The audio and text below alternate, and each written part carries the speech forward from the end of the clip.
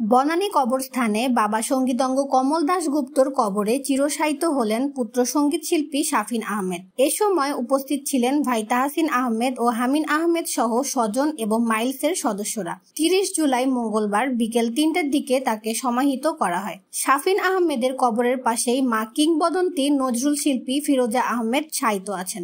এর আগে জোহরের নামাজের সময় নেওয়া হয় গুলশান আজাদ মসজিদে।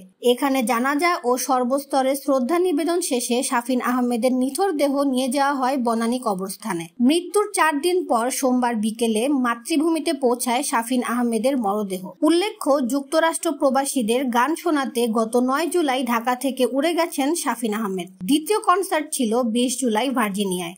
সেই শোয়ের মঞ্চে ওঠার খানিক আগেই হোটেল রুমে লুটিয়ে পড়েন মাইলসে ব্যান্ডের অন্যতম এই সদস্য। সেখান থেকে হাসপাতালে নেওয়া হয় তাকে। হাসপাতালে কয়েকদিন চিকিৎসা নেওয়ার পর 25 জুলাই বাংলাদেশ সময় ভোর 6টার দিকে শেষ নিঃশ্বাস ত্যাগ করেন তিনি।